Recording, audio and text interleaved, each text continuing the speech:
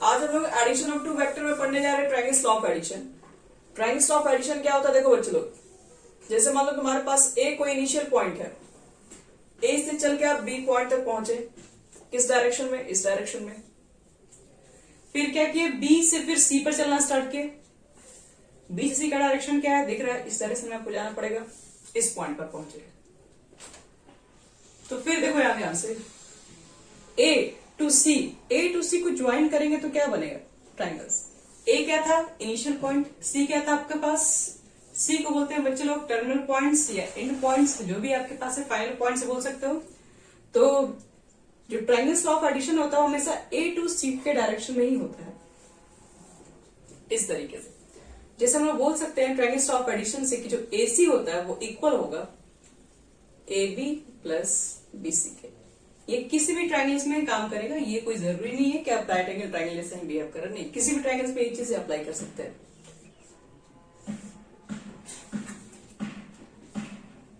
तो यहां देखो, अगर मान लो कि हम इसको ऐसे स्मॉल ए से इंडिकेट कर रहे हैं, बी से भी इंडिकेट कर रहे हैं, अलग अलग, जैसे कि आप इसको सी से भी मान सकते हो और ए से बी वाले को नहीं तो एक काम करो ओरिजिन ही दे दो, ठीक है, कुछ भी मान लो, ए मानो बी मानो, तो क्या लिख देंगे, C is equal to A plus B लिख सकते हैं। ऐसे जनरली स्टार्टिंग पॉइंट को लोग ओरिजिन से इंडिकेट करते हैं, अगर यहाँ ओ लिख देंगे, अगर यहाँ ए लिख देंगे, अगर यहाँ पर बी लिख देंगे, इसको एक फॉर्मूला की तरह दिखाया जाता है। क्या लिख सकते हैं, ओबी इज इक्वल टू क्या लिख देंगे, ओबी को सी बोल रहे हैं तो OB is equal to O A plus A B,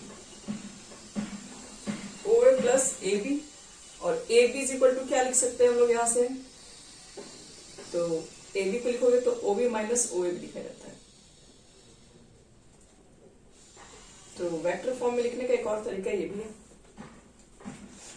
तो ट्रायंगल्स लॉ ऑफ एडिशन में से याद रखना है कि अगर कोई भी इनिशियल पॉइंट अगर ओरिजिन लेके चला गया तो ओ से ए का डिस्टेंस और ए से बी का डिस्टेंस में क्या करेंगे हम लोग, मान लो ओ से ए का डिस्टेंस होना चाहिए तो ए से बी के डिस्टेंस का डायरेक्शन ऐसे ही होना चाहिए। तब आप हमेशा क्या करेंगे, ओ से बी को ज्वाइन करेंगे तो क्या बनता है, वही ट्रायंगल्स लॉ ऑफ एडिशन होता है। और इसका जो वैल्यू होता है ये हमेशा दोनों के सम के ही इक्वल होगा। और डायरेक्शन कैसा होना चाहिए, डायरेक्शन ओ से बी की तरफ होना चाहिए। इसमें देखो, अब यहाँ पर हम लोग बहुत सारा चीज पढ़ते हैं ट्रायंगल, ये वेक्टर्स के अंदर पोजीशन वेक्टर्स, बार बार इसका यूज करना पड़ता है इस टर्म का। पोजीशन वेक्टर का मतलब क्या है, मतलब एक वेक्टर का बताना है पोजीशन। मान लो ये ए वेक्टर है, अब इसका पोजीशन बताना है, ये वेक्टर कहां पर है हम क्या बताएंगे। तो पोजीशन को मालूम करने के लिए कोई ना कोई रेफरेंस पॉइंट देना पड़ेगा, कि किसी का पोजीशन बताओगे तो किसी न किसी के टर्म में तो बताओगे कि यहाँ पर है, स्टेशन से इतनी दूरी पर खड़ा हुआ है या फिर अपने घर से इतनी दूरी पर है, तो कोई ना कोई रेफरेंस पॉइंट रखना पड़ेगा। तो पोजीशन का मतलब होता है किसी भी वेक्टर का अगर पोजीशन बताना है तो किसके रिस्पेक्ट में, तो यहाँ पर वो पोजीशन होता है ऑरिजिन के रिस्पेक्ट में। यानी कि अगर हम मान लेते हैं ये आपके पास क्या है, P कोई पॉइंट है और आप इसके डायरेक्शन में, और ये पॉइंट मान लीजिए ओरिजिन आपका है, तो P पॉइंट का आप डायरेक्शन मालूम करना चाहते हैं, तो इन द डायरेक्शन ऑफ क्या दिख रहा होगा, ओरिजिन के रिस्पेक्ट में, तो उसको बोलते हैं पोजीशन वेक्टर। यानी ऐसे बोल सकते हो कि if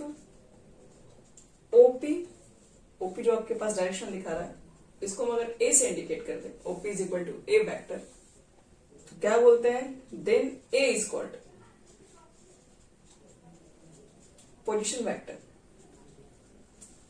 position vector of the point P with respect to origin।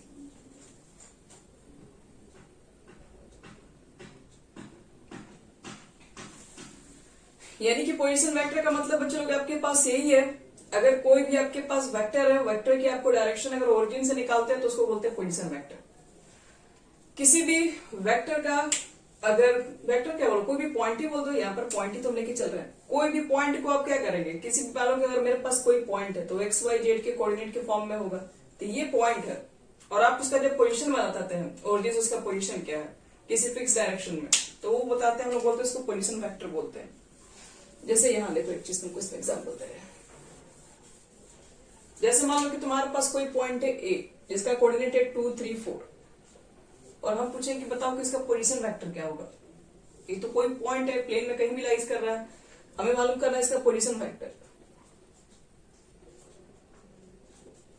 तो पोजीशन वेक्टर आप जब निकालेंगे तो पहले तो उसको ओए से इंडिकेट करेंगे और वेक्टर से इंडिकेट करेंगे, और ये जो कोऑर्डिनेट है उसमें क्या लगाना पड़ता है, ये तो 2 3 4 का स्केलर क्वांटिटी, ये तो वेक्टर क्वांटिटी नहीं है, इसको वेक्टर में कन्वर्ट करना पड़ेगा। तो ये x को रिप्रेजेंट करता है, ये y को रिप्रेजेंट करता है, ये z को रिप्रेजेंट करता है। ये x पर कितना है, ये x से डिस्टेंस 2 है, कहां से, तो ओरिजिन से लिया गया है इसको। तो हम लोग क्या करते हैं, इसको 2y लिख देते हैं, 3j लिख देते हैं, 4k लिख देते हैं। तो यही इसका हो गया पोजीशन वेक्टर। पोजीशन वेक्टर किसी भी पॉइंट का निकालना है तो क्या करेंगे हम लोग, उसी में हम लोग उसका डायरेक्शन बता देंगे। अब ये 2 का डायरेक्शन क्या है, तो 2 जो आपके पास है वो x एक्सिस को इंडिकेट करता है। तो x एक्सिस के डायरेक्शन में यूनिट वेक्टर क्या है, उसको लोग I बोलते हैं, इसको 2 से मल्टीप्लाई कर दो अगर उसके पास 2 मैग्नीट्यूड है तो। फिर y एक्सिस यहाँ पर जो दिखाई दे रहा है, y पर कितना इसका वैल्यू है, यह y पे बोल रहा है कि इसका y कोऑर्डिनेट आपके पास 3 है, y से उसका डिस्टेंस कितना है, 3 है। तो y एक्सिस पे जो यूनिट वेक्टर, तो y की डायरेक्शन में यूनिट वेक्टर, तो उसको हम j से इंडिकेट करते हैं, और वही z के डायरेक्शन में जो यूनिट वेक्टर होता है उसको k से इंडिकेट करते हैं। और ये आपका स्केलर क्वांटिटी है, और आप ये i j k लगा दिए तो एक डायरेक्शन को रिप्रेजेंट कर रहा है, तो अब ये बन गया वेक्टर क्वांटिटी। तो किसी भी स्केलर क्वांटिटी, किसी भी पॉइंट को अगर उसका क्या करना है, उसको वेक्टर में कन्वर्ट करना है, तो उसका पोजीशन वेक्टर निकाल दो, i j किस तरह से लगा दीजिए, बस ये आपका हो जाता है पोजीशन वेक्टर। अब देखो पोजीशन वेक्टर के बाद हमारे पास क्या आता है, पोजीशन वेक्टर में निकालना सीख गए, component of A vector,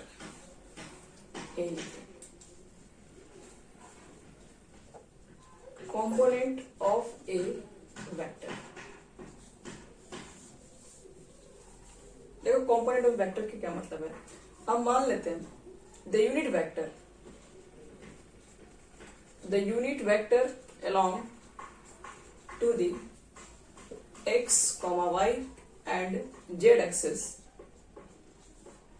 are usually denoted by I, ऐसे भी लिख सकते हो, j के, ऐसे भी आपको लिखा हुआ मिल जाएगा, ऐसे भी लिखा हुआ मिल जाएगा, I, j और k। कह रहा है कि यूनिट वेक्टर, बताया था आपको यूनिट वेक्टर किसे कहते हैं, जिसका मैग्नीट्यूड होता है 1, उसको बोलते हैं unit vector. Unit vector x axis, y axis, z axis के डायरेक्शन में लिया गया। अब मान लो कि तुम्हारे पास क्या यूनिट वेक्टर का अगर मान लो कि हम रिप्रेजेंट करेंगे तो उसको कैसे रिप्रेजेंट करेंगे, बताया था कि आपसे इंडिकेट किया जाता है। x एक्सिस के डायरेक्शन में अगर आप कभी यूनिट वेक्टर लीजिएगा तो उसको हम लोग I से रिप्रेजेंट करते हैं। y एक्सिस के डायरेक्शन में अगर कोई भी यूनिट वेक्टर को लेंगे उसको j से इंडिकेट करते हैं, और z एक्सिस के डायरेक्शन में कोई भी यूनिट वेक्टर लोगे तो इसको k से इंडिकेट करते हैं, इस तरीके से। और ये अगर हम i j k का अगर वैल्यू बताएं, i का मैग्नीट्यूड निकालें, j का मैग्नीट्यूड निकालें, k का मैग्नीट्यूड निकालें, तो ये सब तो यूनिट वेक्टर है x y z के डायरेक्शन में। इसका हमेशा वैल्यू कितना निकल के आएगा, मैग्नीट्यूड होता है 1, क्योंकि यूनिट वेक्टर है ये।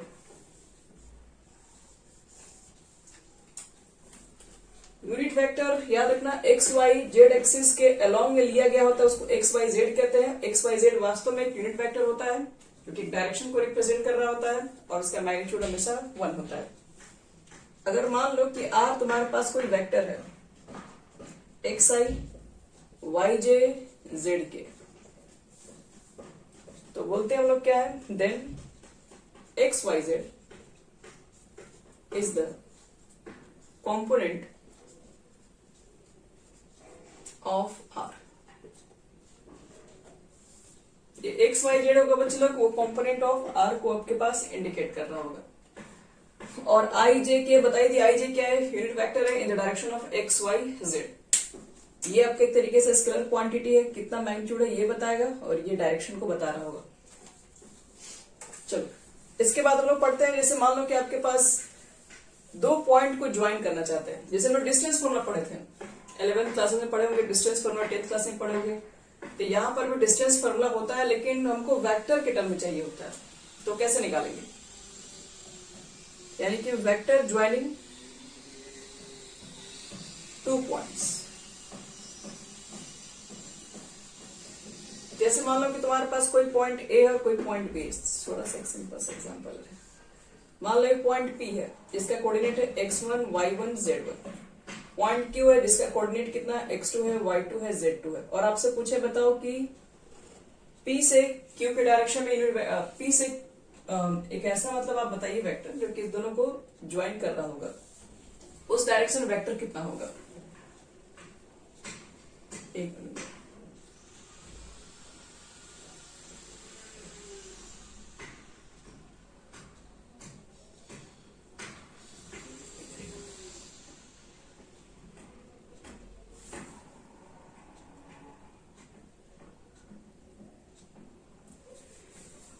यहाँ देखो, इसमें आपसे पूछा गया कि दो पॉइंट यहाँ पर है, दो पॉइंट को एक लाइन ज्वाइन कर रहा है, लेकिन किस डायरेक्शन में, डायरेक्शन भी आपको दिया हुआ है, P टू Q दिया हुआ है।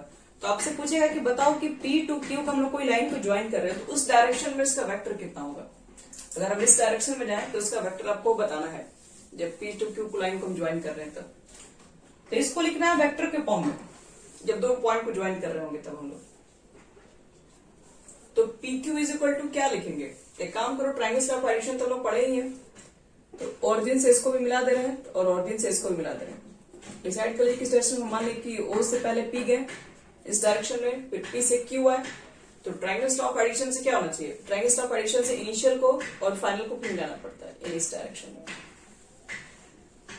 तो ये बन गया तुम्हारा triangles of addition. Triangles of addition से क्या लिख सकते हो, PQ का आपको निकालना है, क्योंकि आपसे पूछ रहा है कि PQ का आप बताओ, क्या PQ का बताओ कितना वैल्यू होगा, और वो भी किस फॉर्म में, तो वेक्टर के फॉर्म में बताना है। तो यहाँ देखिए पहले क्या करेंगे, ट्राइंगल्स ऑफ एडिशन से क्या लिख सकते हो, OP plus PQ is equal to कितना लिखोगे, OQ लिख दोगे। PQ तुमको चाहिए, PQ का वैल्यू कितना होगा, डायरेक्शन लिखा हुआ है इस डायरेक्शन में, तो PQ इज इक्वल टू कितना हो जाएगा, OQ माइनस OP। OQ का वैल्यू लिखना है, तो OQ का वैल्यू कैसे लिखोगे, तो देखो बता रहे हैं इसमें आपको चाहिए OQ क्या बता रहा है, OQ एक्चुअल क्या बता रहा था, आपको क्या बताते हैं, इस पॉइंट का बता रहा है पोजीशन वेक्टर बताए थे। कोई भी एक पॉइंट दिया रहा है तुम्हारे पास, और उस पॉइंट का अगर आप मेजरमेंट करते हैं, ओरिजिन से लेते हैं, उसका डिस्टेंस फ्रॉम द ओरिजिन लेते हो, तो बताता है उसका पोजीशन वेक्टर। और पोजीशन वेक्टर को कैसे इंडिकेट करते हैं, ये कोऑर्डिनेट को पोजीशन वेक्टर के फॉर्म में लिखना है, तो डायरेक्शन बताना पड़ेगा। इसमें डायरेक्शन के लिए क्या बताते हैं इसको, x2 में क्या लगा दोगे I, y2 में क्या लगा दोगे यहाँ पे J, z2 में क्या लगा दोगे K। तो ये बता दिया OQ मतलब पोजीशन वेक्टर ऑफ Q बता दिया। फिर आप OP निकाले, मतलब इस पॉइंट का बता रहे पोजीशन वेक्टर, क्योंकि आप ओरिजिन से लिए उसका डिस्टेंस, तो पोजीशन वेक्टर निकालोगे तो इस पॉइंट में क्या करना पड़ेगा सर, x1 I लिखेंगे, y1 Z लिखेंगे J, और z1 K लिखोगे। क्या लिखोगे, यहाँ से I कॉमन है, कॉमन ले लो, तो x2 माइनस बीच माइनस आएगा x1, यहाँ पर भी J, यहाँ पर भी J, तो y2 माइनस y1 J, और z2 माइनस z1 K। तो ये हो गया बच्चे लोग, दो पॉइंट को अगर आप ज्वाइन करेंगे तो उसका वेक्टर फॉर्म क्या होगा ये बता दिए। टू पॉइंट को ज्वाइन करने पर उसका वेक्टर फॉर्म को इतना लिखा जा सकता है। अब पूछे कि बताओ कि इसका डिस्टेंस कितना होगा, ज्वाइन करें हम दोनों को, इसका डिस्टेंस कितना होगा। डिस्टेंस मतलब सिर्फ मैग्नीट्यूड आपसे पूछ रहे हैं, इसका मैग्नीट्यूड कितना होगा, लेंथ कितना होगा ये बताइए सर। तो अगर आपको मैग्नीट्यूड निकालना, लेंथ निकालना है, तो वही कैसे निकालते हैं, अंडर रूट लगाते हैं, I के कोफिशिएंट का स्क्वायर, x2 माइनस x1 का होल स्क्वायर लिखोगे, y2 माइनस y1 का होल स्क्वायर लिखोगे, और z2 माइनस z1 का होल स्क्वायर। तो ये बता देगा मैग्नीट्यूड, यहां से यहां तक का लेंथ कितना है। ये क्या बता रहा है कि इस डायरेक्शन में जो आपके पास वेक्टर होगा, ये दोनों पॉइंट को ज्वाइन जो करेंगे उसका वेक्टर इक्वेशन क्या होगा, वो वेक्टर इक्वेशन नहीं सिर्फ वेक्टर के फॉर्म में इसको लिखा जा सकता है बस। तो ये हमारे पास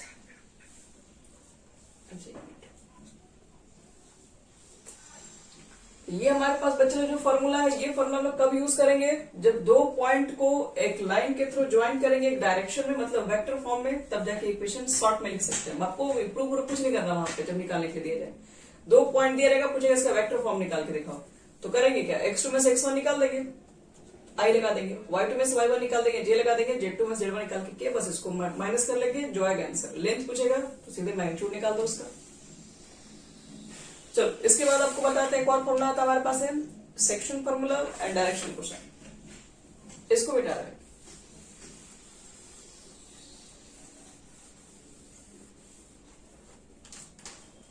देखो, नेक्स्ट हमारे पास होता है सेक्शन फॉर्मूला।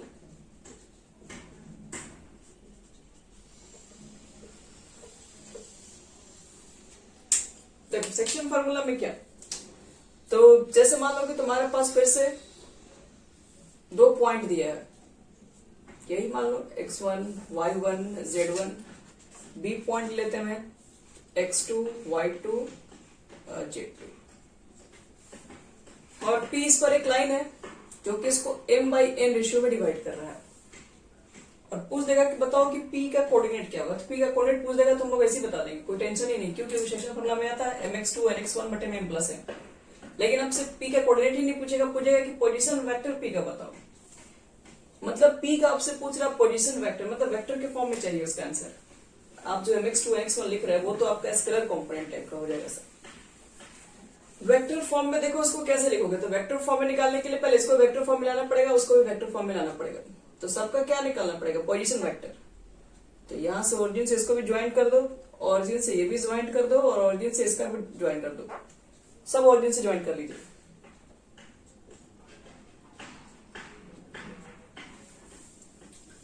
तो क्या निकालोगे, सबसे पहले इसका पोजीशन वेक्टर कितना हो जाएगा, ये ओ है, हम मान लेते हैं ओ को मे से रिप्रेजेंट करते रहे, स्मॉल ए से।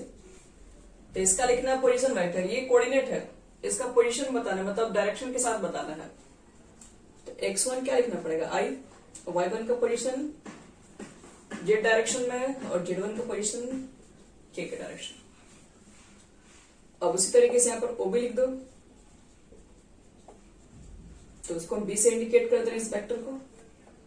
तो क्या हो जाएगा, इस पॉइंट का लिखना है पोजीशन वेक्टर, तो x2y लिख दो, y2j लिख दो और z2k लिख दो।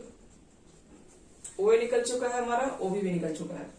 हमें चाहिए P का coordinate, position of P, position of P इस तरीके से लिख दीजिए, P का पोजीशन वेक्टर। क्या लिखते हैं हम लोग, सेक्शन फॉर्मूला यूज कीजिए सीधे, वही वाला हम इस्तेमाल करेंगे यहाँ पर भी।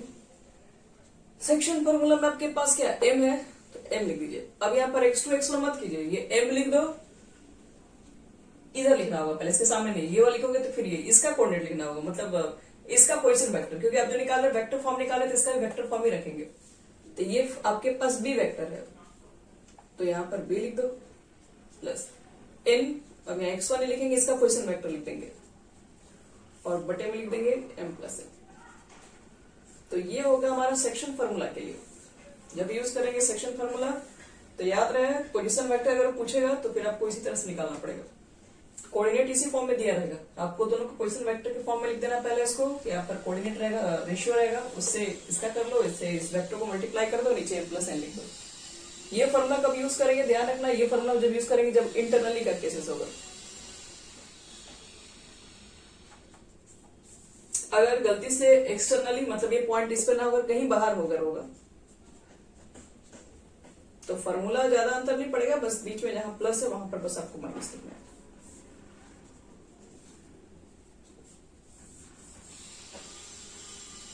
एक्सटर्नली, तो ये आपका होगा सेक्शन फार्मूला। सेक्शन फार्मूला में क्या रहेगा, आपको दिया रहेगा ए और बी का कोऑर्डिनेट, बोलेगा कि एक लाइन, एक पॉइंट P है जो कि दोनों को लाइन ज्वाइनिंग करने वाले लाइन को m और n के रेशियो में डिवाइड कर रही है, तो इस पॉइंट का पोजीशन वेक्टर बताइए। इस पॉइंट का पोजीशन वेक्टर निकाल के इसका निकाल के इधर से मल्टीप्लाई करके डिवाइड कर देना, निकल गया। इसमें कोऑर्डिनेट के फॉर्म में दो मत निकाल देना, OP एक ही निकलेगा ना। सेक्शन फार्मूला के बाद बच्चे लोग आता है मिड पॉइंट फार्मूला। जैसे मान लो वो पॉइंट जो P था अगर वो मिड पॉइंट हो गया रहता तो क्या करते थे लोग, अगर वो मिड पॉइंट बनता तो क्या लिखते, वही OP ही रहता। मिड पॉइंट बनता तो ये m और जो n आपको दिख रहा है ये दोनों क्या रहता, दोनों का रेशियो सेम रहता। तो m ये भी m मान लेंगे, नीचे m, तो m कॉमन लोगे तो ऊपर से m निकलेगा, नीचे m 2m हो जाएगा और m कट जाएगा, यानी बस वेक्टर है प्लस b/2 लिख देना। अगर मिड पॉइंट का निकालना होगा कि मिड पॉइंट का पोजीशन वेक्टर बताओ क्या होगा, तो दोनों को ऐड करके 2 से डिवाइड कर दो, मिड पॉइंट का पोजीशन वेक्टर फाइंड। तो जितना बता रहे सब पर क्वेश्चन है, ये हो गया। अब एक लास्ट इसमें टॉपिक बचता है direction cosine of a line. चलिए, डायरेक्शन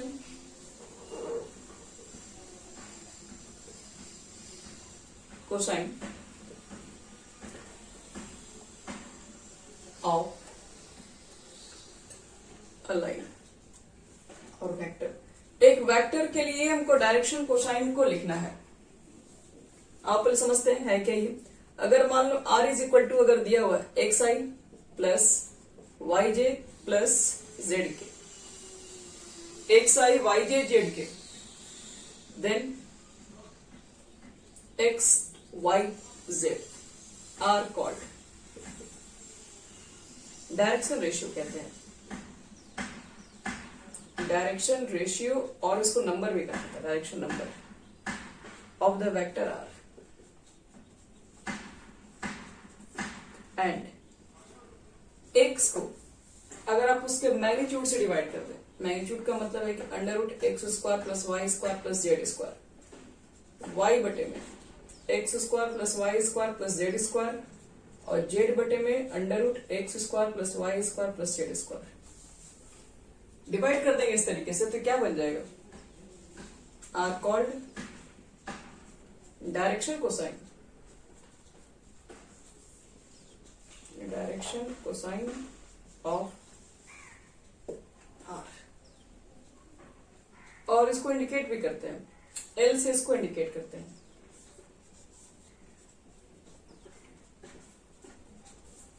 इसको हम लोग कॉस अल्फा भी बोलते हैं। हम लोग मान के चलते हैं ये डायरेक्शन कोसाइन एक्चुअल में है क्या, एक लाइन है, ठीक है, एक लाइन है जो कि आपके पास एक्स के साथ, वाई के साथ, जेड एक्सिस के साथ, तीनों के साथ कुछ ना कुछ एंगल्स बना रहा होता है।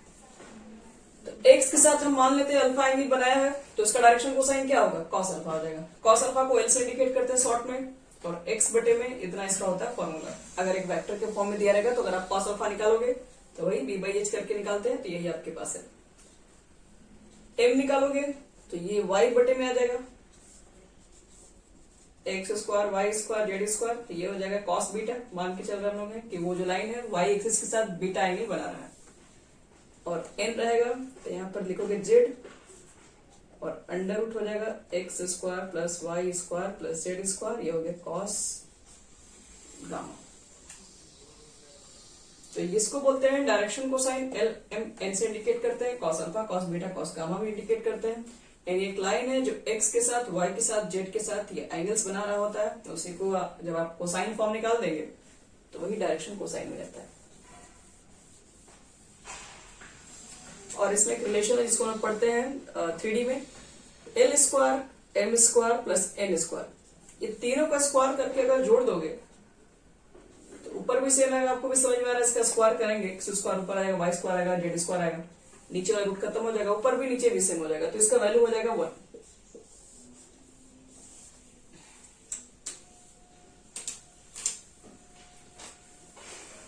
तो लगभग इस टॉपिक के लगभग सब आपके पास क्वेश्चंस हो गए कंप्लीट।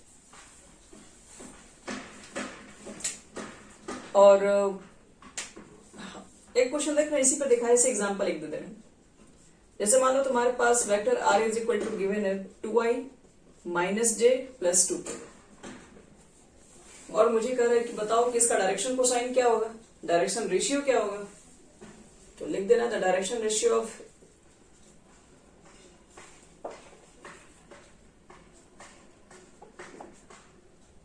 डायरेक्शन रेशियो कितना होगा बताओ तुम लोग।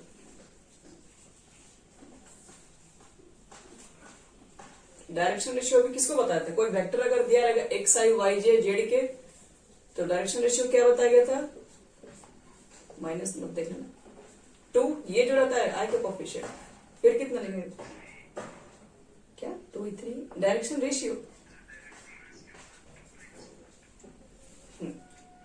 ये होता है डायरेक्शन रेशियो जो यहाँ कोफिशिएंट रहेगा। अब देखो डायरेक्शन कोसाइन निकालना इसका है,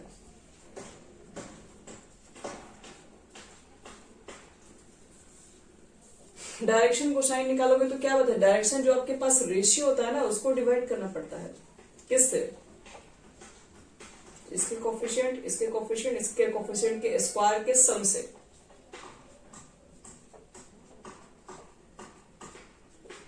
देख लो सब लोग, एक क्वेश्चन अच्छे से देख लो, क्योंकि बुक में क्वेश्चन पूछेंगे तो जल्दी जल्दी सबको बनाना होगा। और ये 2 बटे में ये हो गया, तो वही है सेम है। तो ये 4 is 4 8 8 1 9 यानी 2/3 माइनस 1/3 और 2/3। चलो ये हो गया आपका पूरा।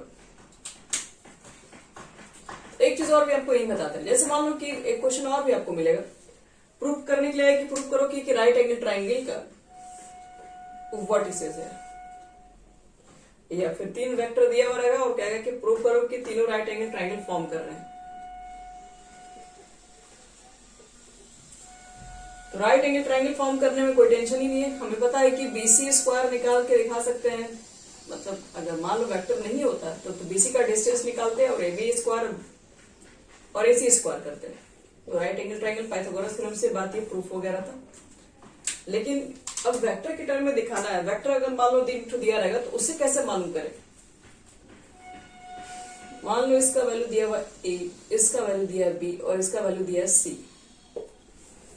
तो उसके लिए हम पहले क्या करेंगे यहाँ पे, तो याद रखिएगा अगर इसका दिया हुआ है कि वेक्टर A का वैल्यू दिया हुआ इतना है, वेक्टर B का वैल्यू दिया है, मान लो वेक्टर ना फॉर्म करके अगर कोऑर्डिनेट का फॉर्म दिया रहेगा, कोऑर्डिनेट के फॉर्म में लिखा जाता है क्वेश्चन, तो सबसे पहला काम करना तुम लोग, इसका कोऑर्डिनेट का पहले निकाल दो पोजीशन वेक्टर, ये पॉइंट है कहाँ, उसके लिए आपको पोजीशन वेक्टर निकालना पड़ेगा। यानी आपको निकालना पड़ेगा क्या, पहले OA, OB और OC। पहले तो इसका पोजीशन वेक्टर चाहिए होगा। पोजीशन वेक्टर के बाद आपको AB का लेंथ चाहिए। तो AB के लिए क्या लिखेंगे फॉर्मूला, देखो अगर तुमको AB निकालना है तो अभी हम जस्ट स्टार्टिंग में पढ़ते हैं, ट्रायंगल्स क्लास में भी आता है, OB माइनस OA करना पड़ेगा। बाद वाला पहले लिखना है और पहले वाला बाद में, तब जाके आपको AB का डिस्टेंस निकलेगा। अभी AB का डिस्टेंस भी वेक्टर फॉर्म निकलेगा और उसका जब मैग्नीट्यूड निकाल दोगे तो क्या मैग्नीट्यूड बताएगा, उसका लेंथ कितना है वेक्टर के टर्म में। फिर AC निकालना पड़ेगा इसी तरीके से, और AC के लिए पहले O लिखोगे और फिर C लिखोगे। मतलब ये वाला पहले लिखना पड़ता है और ये वाला बाद में लिखना पड़ता है। तो AB निकल गया, फिर AC निकल गया और फिर निकालना पड़ेगा BC, OC माइनस O। और ये फिर तीनों का मैग्नीट्यूड निकालोगे, 3 आ गया, 4 आ गया और जोड़ने पे 7 आ गया, हो गया काम खत्म। मतलब स्क्वायरिंग करने के बाद ही।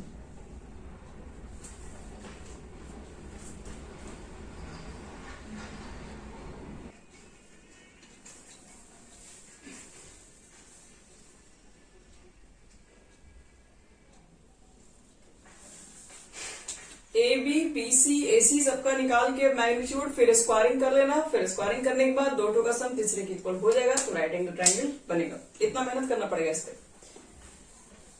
चलो अब कुछ क्वेश्चन दिखा रहे हैं, उसके बाद आपको ये पूरा होमवर्क देंगे 10.2, टोटल क्वेश्चन घर से बना के लाना होगा।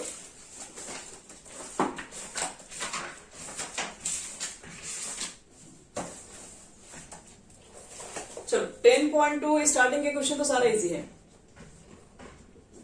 10.2 में स्टार्टिंग में क्या करना, मैग्नीट्यूड निकालना बस, और मैग्नीट्यूड निकालना कोई बहुत बड़ा हार्ड क्वेश्चन नहीं है। देखो A इज इक्वल टू दिया हुआ है, क्या दिया हुआ, देखो A is equal to I plus J plus K, A की वैल्यू है और आपको क्या बताना है, इसका मैग्नीट्यूड बताना है, कितना होगा बोलो बोलो बच्चों, कैसे निकालते हैं मैग्नीट्यूड, क्या बताए थे, कोएफिशिएंट लेके सबका स्क्वायर करके जोड़ देते हैं।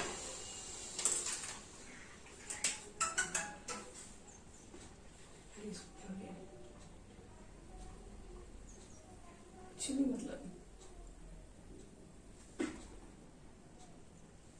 तो I के कोएफिशिएंट का स्क्वायर, J के कोएफिशिएंट का स्क्वायर, K के कोएफिशिएंट का स्क्वायर कर दोगे, सबको ऐड कर दो, √3। चलिए कुछ हार्ड क्वेश्चन ही आगे बता रहे सीधे। सेकंड नंबर क्वेश्चन में कह रहा है कि दो डिफरेंट वेक्टर बताओ जिसका मैग्नीट्यूड सेम हो। वेक्टर अलग अलग होना चाहिए लेकिन मैग्नीट्यूड सेम होना चाहिए। तो हम एक वेक्टर लिख दे रहे हैं, दूसरा वेक्टर आप डिसाइड कर लीजिए। चलो दूसरा वेक्टर ऐसा लिख, हाँ ऐसा तुम लोग वेक्टर लिखो जिसका मैग्नीट्यूड होना चाहिए डिफरेंट। इसका मैग्नीट्यूड कितना है देख, सॉरी मैग्नीट्यूड डिफरेंट नहीं, मैग्नीट्यूड होना चाहिए सेम, वेक्टर डिफरेंट हो।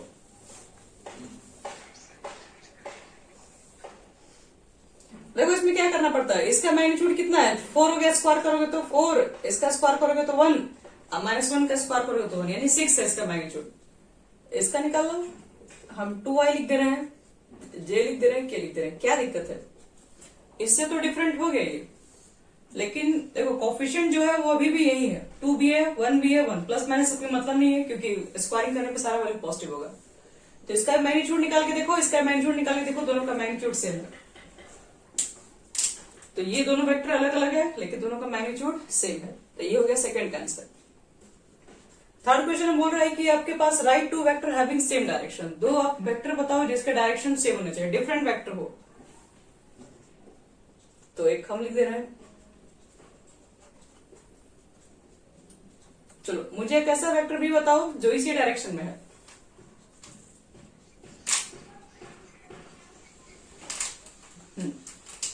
देखो इसी के डायरेक्शन में अगर निकालना है तो कोई कांस्टेंट से मल्टीप्लाई कर दो, इसी में 2 से मल्टीप्लाई कर दो, 4i 6j 2k, हम 2 से मल्टीप्लाई कर दिए।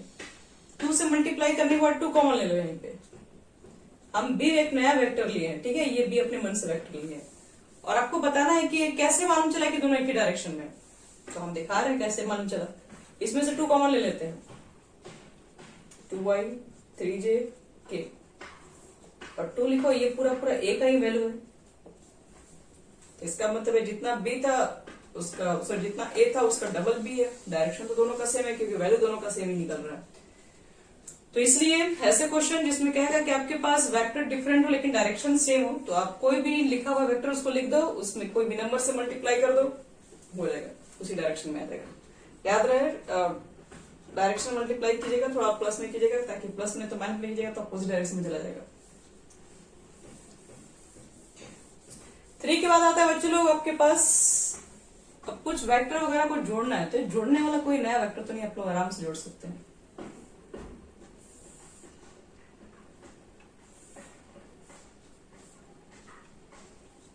जैसे मान लो 2 वेक्टर को आपको ऐड करना सिखा रहे हैं, जैसे मान लो a इज इक्वल टू दिया हुआ है i प्लस जे प्लस के, b इज इक्वल टू है -2i प्लस जे माइनस के, c इज इक्वल टू है 2i प्लस जे प्लस 3k, और आपसे पूछ दिया बताओ कि a plus b plus c कितना है। देखिए ये सब वेक्टर में जोड़ कोई हार्ड नहीं होता है, वेक्टर का मैं जोड़ रहा हूं आप, तो इसका मतलब क्या है, आप जोड़ेंगे i के कोफिशिएंट, तो इधर भी i का कोफिशिएंट, इधर भी i का कोफिशिएंट, ये तीनों में i कॉमन ले लो, तो क्या बचेगा ब्रैकेट में, यहां से 1 -2 +2, फिर j कॉमन ले लो, इसमें से j कॉमन लोगे तो यहां से क्या बचेगा 1, यहां से j निकालोगे तो 1, यहां से j निकालोगे तो 2, k वाला जोड़ोगे तो क्या, k को बाहर लिख दो, 1 - 1 + 3, यानी कि सिर्फ i बचेगा, 4j हो जाएगा, 3k हो जाएगा। एडिशन पता नहीं कौन सा क्वेश्चन है, अब 6 नंबर टाइप लग रहा है, वही बता दे रहे, वही बहुत आसान है ये। अगर मान लो कि अगर हम 6 नंबर लिख रहे, 6 नंबर टाइप क्वेश्चन है, तीनों को ऐड करेंगे तो कोई दिक्कत नहीं, चलो i वाला जोड़ो एक साथ, j वाला जोड़ो एक साथ और k वाला जोड़ लो एक साथ, ये हो गया, इस टाइप का ही एडिशन होता है। अब मान लो कि क्वेश्चन में कोई दिया रहेगा, जैसे 7 नंबर टाइप ऑफ क्वेश्चन है, vector a is equal to दिया हुआ i j के, और पूछेगा कि बताओ कि इसका यूनिट वेक्टर क्या होगा। एक लाइन का फॉर्मूला है, कल ही बताते हैं, यूनिट वेक्टर क्या होता है, वेक्टर ए बटे में इसका मैग्नीट्यूड, वेक्टर ए यहां पुट कर देना ऊपर में, इसका मैग्नीट्यूड से नीचे डिवाइड कर देना, जो अगेन से मैग्नीट्यूड कितना होगा, √3 हो जाएगा। तो यूनिट वेक्टर ऐसे निकलेगा। कभी कभी क्वेश्चन में क्या होगा कि a भी दिया रहेगा और b भी दिया रहेगा, मान लो i - j दिया है, और पूछेगा कि a प्लस b का यूनिट वेक्टर बताओ, तो क्या करो, पहले a प्लस b निकाल ही लो, दोनों को जोड़ दो और उसके बाद जितना है तो इसका निकाल दो यूनिट वेक्टर। यूनिट वेक्टर में क्या रहेगा, जो रहेगा यहाँ पर उसको लिख देंगे ऊपर, और नीचे जो भी वैल्यू होगा उसका, और इसका जो भी मान होगा उसका मैग्नीट्यूड से डिवाइड कर देंगे। तो ये सब क्वेश्चन कोई हार्ड नहीं है, सिंपल सा जोड़ घटाव का टाइप का क्वेश्चन नहीं है।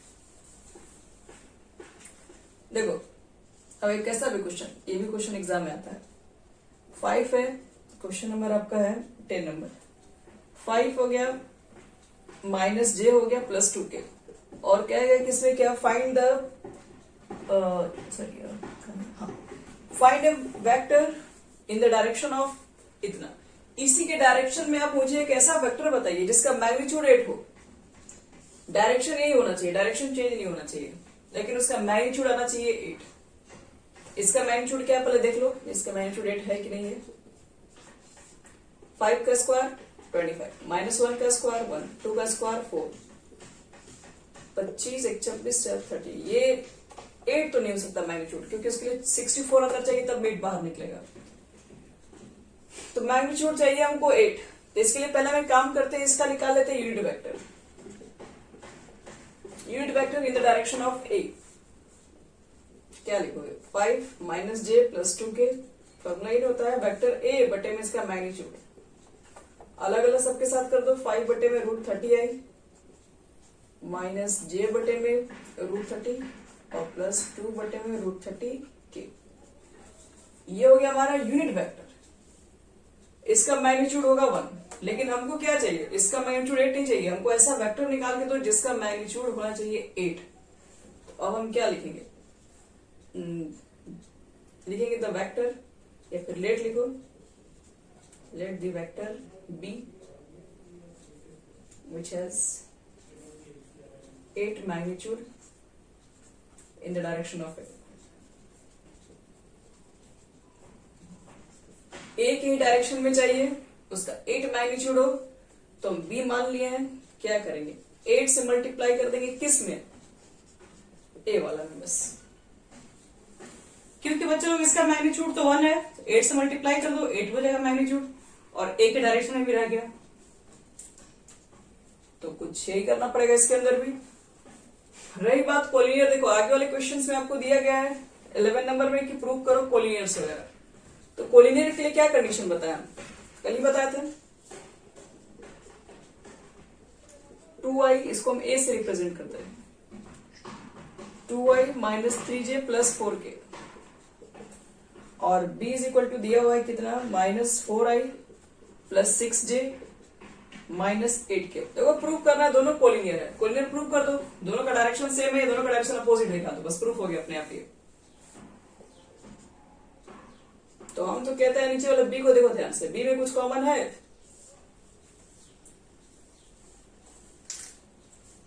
सबको दिख रहा होगा क्या कॉमन है, 4 6 8 में तो 2 कॉमन ले ही सकते हैं, -2 कॉमन ले लीजिए, क्या हो जाएगा 2i माइनस 3j और प्लस 4। देखो ये दोनों सेम हो गए, तो कोई भी वेक्टर अगर इस फॉर्म में लिखा जाता है, कोलिनियर तो ऐसे भी होता है ना, ये भी कोलिनियर इधर जाएगा तब भी कोलिनियर हो सकता है, ये इधर जा रहा है लेकिन ये नेगेटिव का मतलब इसका डायरेक्शन अपोजिट है लेकिन पैरेलल है, तो कोलिनियर भी है। देयरफॉर लिख देना vector a and b are collinear.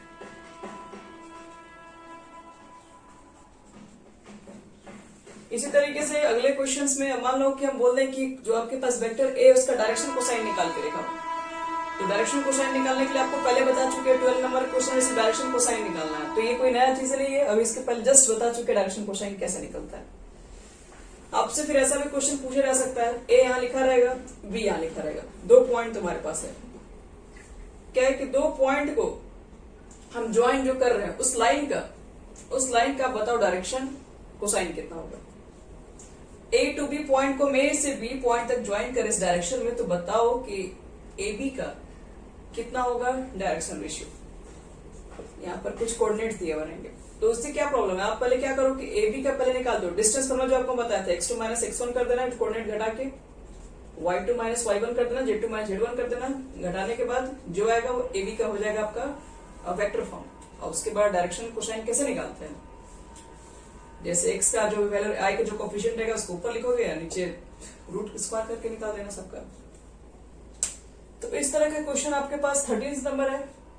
उसी तरीके से देखो जो हम बताया था अभी कुछ देर पहले इंटरनली एक्सटर्नली फार्मूला प्रूव करने के लिए, जो कि डायरेक्ट बताए थे फार्मूला पर, सेक्शन फार्मूला पर कैसे निकालेंगे, कोऑर्डिनेट ए का भी दिया हुआ बी का भी दिया पोजीशन वेक्टर्स। सेक्शन नंबर में आपके पास पूछ रहा है मिड पॉइंट्स, वो भी आपको फार्मूला बता चुके हैं, डायरेक्टली हम प्रूव करना है 17 में राइट एंगल ट्राइंगल का 3 vector right angle triangles form कर रहे हैं, वो भी आपको कंडीशन बता चुके हैं राइट एंगल ट्राइंगल्स कैसे फॉर्म करते हैं। तो काम करना है, कल आप लोग 10.2 में सारे 19 तक क्वेश्चन से आप लोग पूरा कंप्लीट कर लेते हो। अगर ये कंप्लीट कर लिए तो कल आपको बताएंगे डॉट प्रोडक्ट है और एक क्रॉस प्रोडक्ट, इसके बाद आपका वेक्टर खत्म हो जाएगा।